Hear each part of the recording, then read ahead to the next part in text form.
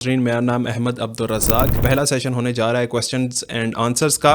तो क्या ऐसी कोई हदीस है कि वालिदैन को देखने से एक मुकम्मल हज उम्रे का सवाब मिले? आप सल्लल्लाहु अलैहि वसल्लम ने इरशाद फरमाया, जो बात मैंने नहीं फरमाई वो अपना ठिकाना जहन्नम में बना दे। फरमाद अल्लाह के नबी सल्लल्लाहु अलैहि वसल्लम ने रोज़ाना वहाँ से गुजरना है और रोज़ाना कचरा उन पे घेरना है। ये मोबाइल कुरान मजीद नहीं है, इसको पकड़कर भी जुनबी आदमी हैजा और तिलावत कर सकते हैं। अच्छा, डेड बॉडी को जो शख्स फौत हो गया है उसको खुशबू लगा सकते हैं? जब आखिरी दफा उसको गुस्ल देना है तो उस पानी में खुशबू को डाल लो। असल में इस तरह के सवालात सुनकर हंसी भी आती है। क्या भाई अपनी बहन का, भाई भाई का, बाप अपनी बेटी का, भाई भाई का निकाह पढ़ा सकता है? एक ही शादी करेगा, यानी मुझसे शादी करेगा, मुझसे अलावा किसी और से शादी नहीं करेगा? कि दूसरी शादी करने के लिए पहली बीवी की इजाज़त ज़रूरी है।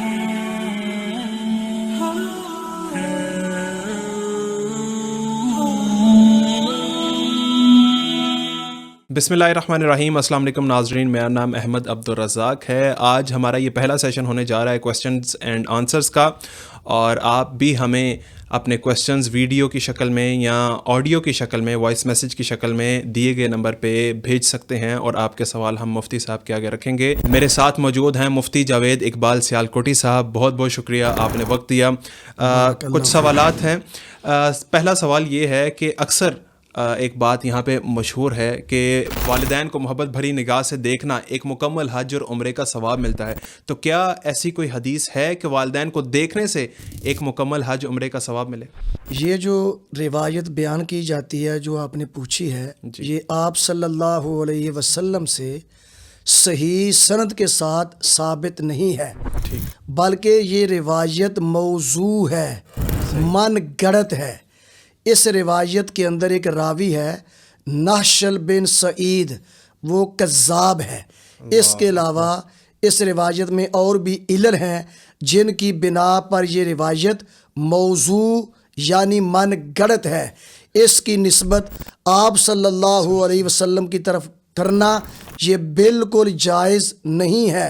आप सल्लल्लाहु अलैहि वसल्लम ने इरशाद फरमाया, जिसने मेरी तरफ उस बात की निस्बत की जो बात मैंने नहीं फरमाई वो अपना ठिकाना जहन्नम में बना दे। अच्छा मुफ्ती साहब, एक और रिवायत हमारे यहाँ है, मैंने निसाब में भी पढ़ी।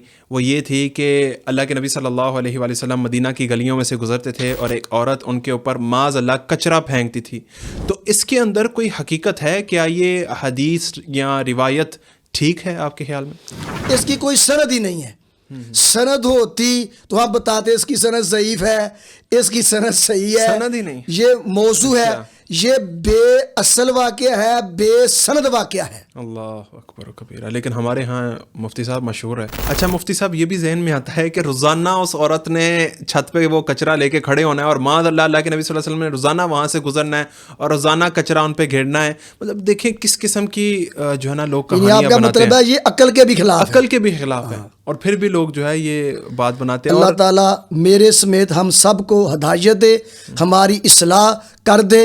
लोग उलमाए किराम पर इत्मीद करते हैं तो हमें तहकीक करके हदीस बयान करनी चाहिए। अच्छा मुफ्ती साहब, एक और सवाल है कि क्या औरत हैज़ में कुरान पाक को हाथ लगा सकती है या अल्लाह का जिक्र कर सकती है? जुनबी आदमी, हाइजा औरत, ये मुसहफ को, कुरान मजीद को पकड़ नहीं सकते, छू नहीं सकते। जैसा कि हदीस में आता है, अल्लाह यमस्सल कुराना इल्ला ताहिरुन, कुरान को मत छुए मगर पाक, ताहिर छुए। इस ताहिर से मुराद है जो हद से अकबर से पाक हो। तो इस रिवायत से साबित हुआ कि जुनबी आदमी, हैजा औरत मुसहफ को, कुरान को छू नहीं सकते, पकड़ नहीं सकते। बाकी ज़बानी कुरान मजीद जुनबी आदमी भी पढ़ सकता है, हैजा औरत भी ज़बानी कुरान मजीद पढ़ सकती है। अच्छा, पढ़ सकते हैं, ज़बानी कुरान मजीद पढ़ सकते हैं, कुरान को पकड़ने के बगैर, छूने के बगैर। सही सही। जैसा कि सही बुखारी में हदीस है, काना रसूलुल्लाह सल्लल्लाहु अलैहि वसल्लम यज़कुरुल्लाह अला कुल्ले अहयानी, आप सल्लल्लाहु अलैहि वसल्लम हर वक़्त अल्लाह का जिक्र करते रहते थे। खा आप बावुज़ू होते, खा आप بے وضو ہوتے، خواہ آپ طاہر ہوتے، خواہ آپ جنبی ہوتے، ہر وقت آپ اللہ کا ذکر کرتے رہتے تھے. اور قرآن مجید بھی اللہ کا ذکر ہے. اور صحیح بخاری میں روایت ہے، عائشہ رضی اللہ تعالی عنہا کو احرام باندھا تھا حج عمرے کا، تو حیض آ گیا. تو آپ صلی اللہ علیہ وسلم نے ارشاد فرمایا کہ غسل کر کے تو احرام باندھ لے، جیسے حاجی کرتے ہیں ویسے تو کر، لبیک اللہم لبیک، دوسرے ذکر اذکار سبحان اللہ والحمد للہ. فرمایا افعلی کما یفعل الحاج، جو حاجی کرتے ہیں نا وہ بھی کر. تو حاجی لبیک بھی کہتے ہیں، ذکر اذکار بھی کرتے ہیں، صرف تو بیت اللہ کا طواف نہیں کر سکتی. تو ثابت ہوا حیض والی عورت اور جنبی آدمی زبانی قرآن مجید پڑھ سکتے ہیں. اچھا ایک مسئلہ اور سمجھنے فائدہ ہوگا، یہ موبائل قرآن مجید نہیں ہے، موبائل جو ہے یہ مصحف نہیں ہے، اس کو پکڑ کر بھی جنبی آدمی حیضہ اور تلاوت کر سکتے ہیں. اچھا بالکل ٹھیک ہو گیا. اچھا اس کا مطلب یہ ہے کہ ایک ہمارے ہاں یہ بھی بات مشہور ہے کہ جی بغیر وضو کے قرآن نہ پڑھیں. تو اس کا مطلب یہ ہے کہ پھر بغیر وضو کے اگر ایک شخص پاک ہے، وضو میں نہیں ہے، تو وہ بھی قرآن پاک کی تلاوت کر سکتا ہے، قرآن پاک کو چھو سکتا ہے، پکڑ سکتا ہے، تلاوت کر سکتا ہے. آپ نے بہت اچھی بات کی طرف اشارہ کیا، یہ بڑی مشہور بات ہے. تو پہلی بات تو یہ ثابت ہوئی کہ جب جنبی آدمی حیضہ عورت زبانی قرآن مجید پڑھ سکتے ہیں، تو جو بے وضو ہے وہ بالاولا زبانی قرآن پڑھ سکتا ہے. اب ایک سوال پھر رہ گیا، کیا وضو کے بغیر قرآن کو چھو سکتے ہیں؟ جی اولا افضل یہی ہے کہ با وضو ہو کے قرآن مجید کو پکڑے اور چھوئے. لیکن اگر وضو اس کا نہیں ہے تو قرآن مجید کو پکڑنا چھونا جائز ہے، یہ ممنوع نہیں ہے. ٹھیک، یعنی کہ بغیر وضو کے آپ قرآن پاک کی تلاوت کر سکتے ہیں، قرآن کو اور قرآن مجید کو پکڑ بھی سکتے ہیں، چھو بھی سکتے ہیں. جی جزاک اللہ. اچھا مفتی صاحب، ایک ہماری بہن کا سوال ہے کہ میرے شوہر مجھے بہت مارتے ہیں، مجھ پر بہت زیادہ ظلم کرتے ہیں، میرے حقوق پورے نہیں کرتے، اور میرے والدین نے بھی مجھے ایکسیپٹ کرنے سے انکار کر دیا ہے. میں کہاں جاؤں؟ اور میرا خودکشی کرنے کا بھی، سوسائڈ کرنے کا بھی دل کرتا ہے. تو میرے لیے کیا حکم ہے؟ مجھے کوئی نصیحت بتا دیں یا مجھے کوئی ذکر بتا دیں، میں اس ٹینشن سے کیسے باہر آ سکتی ہوں؟ اللہ پاک قرآن مجید میں ارشاد فرماتے ہیں، ہم طرح طرح کی تکالیف دے کر، طرح طرح کے مصائب کے اندر مبتلا کر کے ضرور بھی ضرور تمہیں آزمائیں گے. بالکل. اور آخر میں کیا ارشاد فرمایا؟ وَبَشِّرِ الصَّابِرِينَ، جو مختلف مصائب کے اندر مختلف تکالیف کا سامنا کرنے کے باوجود صبر کرے، اللہ کہتے ہیں ایسے لوگوں کو خوشخبری دے دیں. پہلی بات ہے یہ ہماری بیٹی بہن صبر کرے، ہر ایک کے سامنے گلا نہ کرے، شکوہ نہ کرے، میرے ساتھ یہ ہو رہا ہے، میرے ساتھ یہ ہو رہا ہے. انما اشکو بسی و حزنی الی اللہ، رات کی طریقیوں میں اٹھ کر اللہ کے سامنے اپنا شکوہ شکایت کرے. اللہ اس پریشانی کے اندر مبتلا ہوں، اللہ اس ٹینشن کے اندر مبتلا ہوں، اللہ نہ کو آگے ہے نہ کو پیچھے ہے، صرف میرا تو ہی ہے، اللہ اس میری پریشانی کو دور کر. سب سے پہلی نصیحت ہے حقیقی صبر کرے. دوسری نصیحت ہے کہ لوگوں کے سامنے شکوے شکایت نہ کرے، اللہ کے سامنے شکوہ شکایت کرے. اللہ کے ساتھ اپنا کنیکشن مضبوط کرے، اللہ کے ساتھ اپنا تعلق مضبوط کرے، اللہ کے ساتھ اپنا کنیکشن مضبوط کرے. رات کو اٹھ کر تہجد کا اہتمام کرے، قیام اللیل کا اہتمام کرے، اور سورۃ فاتحہ کے بعد یہ کثرت سے پڑھے، انما اشکو بسی و حزنی الی اللہ، کثرت کے ساتھ پڑھے. امن یجیب المضطر اذا دعا ویکشف السوء ویجعلکم خلفاء الارض االہ مع اللہ قلیلا ما تذکرون. قیام اللیل کے اندر، تہجد کی نماز کے اندر یہ 2 آیات کریمات کثرت کے ساتھ پڑھے اور اپنا تعلق رب کے ساتھ مضبوط کرے، اپنی آنکھوں میں حیا پیدا کرے، اپنا دل اور موبائل ہر طرح کی غلاظت سے پاک صاف کرے، اور جو سے کمیاں کوتاہیاں ہو چکی ہیں ان کا استغفار کرے، اللہ سے معافی مانگے. انشاءاللہ اللہ اس کے لیے کوئی نہ کوئی راہ کھول دے گا. قرآن مجید میں ہے وَمَن يَتَّقِ اللَّهَ يَجْعَل لَّهُ مَخْرَجًا، جس نے تقوی اختیار کیا، اپنے دل میں اللہ کا ڈر خوف پیدا کیا، اللہ اس کے لیے ہر پریشانی سے نکلنے کا راستہ پیدا کر دے گا. باقی خودکشی کا نہ سوچے، وہ کبیرہ گناہ ہے، وہ کسی صورت میں جائز نہیں ہے. جی اچھا مفتی صاحب، ایک سوال یہ بھی ہے کہ کیا قبر کے اندر خوشبو پھینک سکتے ہیں، یا ڈیڈ باڈی کو جو شخص فوت ہو گیا ہے اس کو خوشبو لگا سکتے ہیں؟ صحیح بخاری اور صحیح مسلم کی روایت ہے، حدیث ہے. آپ صلی اللہ علیہ وسلم نے فرمایا میت کو غسل دو طاق مرتبہ، 1 مرتبہ یا 3 مرتبہ یا 5 مرتبہ یا 7 مرتبہ. جب آخری دفعہ اس کو غسل دینا ہے تو اس پانی میں خوشبو کو ڈال لو. اللہ، یہ آپ صلی اللہ علیہ وسلم نے حکم ارشاد فرمایا ہے. تو یہ بات تو ثابت ہوگی نا کہ افضل ہے، مستحب ہے، اولا ہے، بہتر ہے کہ جب اس کو غسل دیا جائے اور جب آخری دفعہ اس کے اوپر پانی ڈالنا ہے، بہانا ہے، اس میں خوشبو ڈال لو. جی یہ بات تو کتاب و سنت سے ثابت ہوگی. اور جہاں تک قبر کے اندر خوشبو ڈالنے کی بات ہے تو وہ بھی ٹھیک ہے.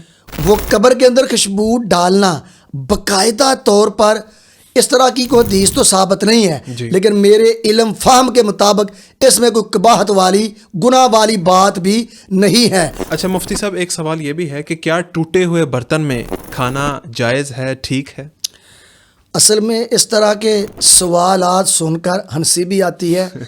ایسا مسئلہ شریعت اور دین کے اندر ہے ہی نہیں کہ ٹوٹے ہوئے برتن میں کھانا مکروہ ہے. ایسا مسئلہ کوئی ہے ہی نہیں. یعنی ٹوٹے ہوئے برتن میں کھانا کھا سکتے ہیں؟ کھا سکتے ہیں، کوئی قباحت نہیں، کوئی حرج نہیں، کوئی مکروہ نہیں. کہ نبی کریم صلی اللہ علیہ وسلم کا پیالہ ٹوٹ گیا تو آپ نے اس میں ایک چاندی کی زنجیر لگائی، تو ساری بات آپ اس میں کھاتے بھی تھے، پیتے بھی تھے، تو مکروہ کیسے ہو گیا؟ یعنی اگر کوئی گلاس سائڈ سے ٹوٹا ہوا ہے، کوئی پلیٹ سائڈ سے ٹوٹی ہوئی ہے، تو لوگ اکثر اس کو سائڈ پہ کر دیتے ہیں کہ بھائی اس میں کھانا ٹھیک نہیں ہے. ایسے برتن میں کھانا پینے میں کوئی حرج نہیں، کوئی قباحت والی بات نہیں، کوئی مکروہ والی بات نہیں ہے. جزاک اللہ.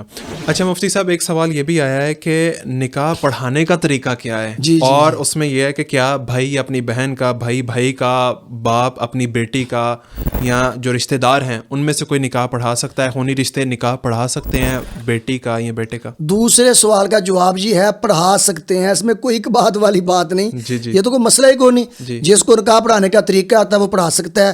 والد بیٹے کا پڑھا سکتا ہے، بیٹا والد کا دوسرا تیسرا نکاح وہ کروا سکتا ہے، بھائی کا نکاح پڑھا سکتا ہے، بھائی بہن کا نکاح پڑھا سکتا ہے. یہ تو اچھی بات ہے نا. اور اس میں طریقہ بھی بتا دیجیے گا. طریقہ اس کا یہ ہے کہ وہ جو مسنون خطبہ الحمدللہ نحمدہ و نستعینہ وہ یاد کر لے، اور اس کے ساتھ جو 3 آیات کریمات ہیں جو ہر خطبے کے اندر پڑھی جاتی ہیں. کون کون سی ذرا بتا دیجیے گا. یا ایھا الذین آمنوا اتقوا اللہ حق تقاتہ، یا ایھا الناس اتقوا ربکم الذی خلقکم من نفس واحدہ، پوری آیت. یا ایھا الذین آمنوا اتقوا اللہ وقولوا قولا سدیدا، آخر تک. جس روایت میں ان 3 آیات کریمات کا ذکر ہے ان کی سند حسن لے کے آ رہی ہے. ٹھیک. اچھا یہ ایک ان میں تینوں میں سے ایک پڑھ سکتے ہیں یا تینوں پڑھنی؟ تینوں آیات کریمات پڑھنی. ٹھیک ہے. خطبہ پڑھے اور 3 آیات کریمات پڑھے. پھر لڑکے سے پوچھے یہ لڑکی کا نام ہے، یہ اس کا باپ کا نام ہے، یہ تجھے قبول ہے اتنے حق مہر کے عوض، بس نکاح ہو گیا.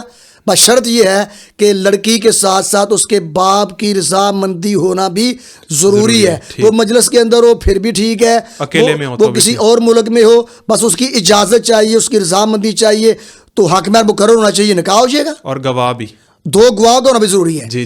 2 گواہ کا ہونا بھی ضروری ہے. آخر میں مسنون دعا پڑھ لے. جزاک. مفتی صاحب ایک سوال یہ بھی ہے کہ میں نکاح کرنا چاہتی ہوں، اور کیا میں اپنے نکاح کے کانٹریکٹ میں یہ شرط رکھ سکتی ہوں کہ میرا خاوند صرف ایک ہی شادی کرے گا، یعنی مجھ سے شادی کرے گا، مجھ سے علاوہ کسی اور سے شادی نہیں کرے گا؟ تو کیا یہ نکاح کے کانٹریکٹ میں یہ شرط رکھوائی جا سکتی ہے لڑکی کی طرف سے؟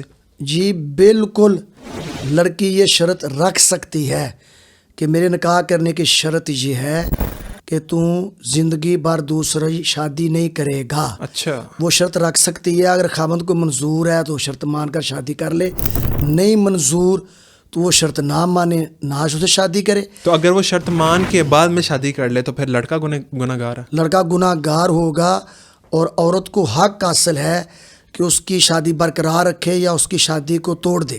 اللہ اکبر. یعنی وہ حق پھر لڑکی کے پاس چلے جاتا ہے. لڑکی کے پاس ہے. صحیح بخاری اور صحیح مسلم کی حدیث ہے، کائنات میں جتنی شرطیں لگائی جاتی ہیں ساری شرطوں سے ان شرطوں کا پورا کرنا زیادہ حق ہے جو نکاح کے وقت لگائی جائیں. اللہ اکبر. دوسرا نکاح کرنا کون سا فرض ہے؟ مباح ہے نا. جی جی جی جی. اگر عورت ایسی شرط لگائے کہ جس سے فرض کو ترک کرنا پڑے وہ جائز ہے. اچھا مفتی صاحب ایک سوال یہ بھی ہے کہ کیا دوسری شادی کرنے کے لیے، یہ بڑا مشہور سوال ہے، میں چاہ رہا ہوں آپ سے بھی پوچھ لوں کہ کیا دوسری شادی کرنے کے لیے پہلی بیوی کی اجازت ضروری ہے؟ اس میں کوئی دو رائے نہیں ہے. سب اہل علم کا اس پر اتفاق ہے، سب کی ایک ہی رائے ہے کہ دوسری شادی کرنے کے لیے پہلی بیوی سے اجازت لینا ضروری نہیں ہے، بلکہ اس کو بتانا ہی ضروری نہیں ہے. اللہ. شریعت کے باقی قواعد ہیں ان کو مد نظر رکھیں.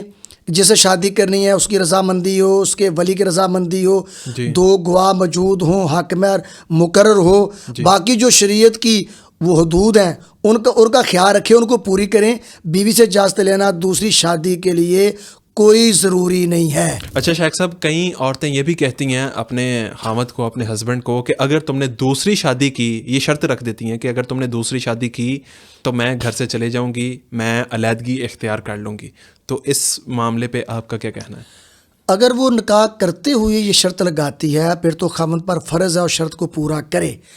اگر نکاح کرتے ہوئے اس نے یہ شرط نہیں لگائی جی، اور بعد میں خامند کا پروگرام بنتا ہے میں دوسری شادی کروں یا تیسری شادی کروں، اب عورت کا حق نہیں ہے کہ اس کو دوسری شادی سے روکے، تیسری شادی سے روکے، کیونکہ اللہ نے اس کو یہ اجازت دی ہے. قرآن مجید میں اللہ پاک نے ارشاد فرمایا نکاح کرو عورتوں سے، دو دو سے کرو، تین تین سے کرو، چار چار سے کرو. اگر تم عدل و انصاف نہیں کر سکتے تو ایک پر اکتفا کرو. جی. تو عورت کو یہ حق حاصل نہیں ہے کہ اس کو دوسری شادی سے روکے، تیسری شادی سے روکے. اگر وہ روکتی ہے تو وہ کبیرہ گناہ کا ارتکاب کر رہی ہے، اپنے خالق مالک کو ناراض کر رہی ہے. اللہ اکبر و کبیرہ.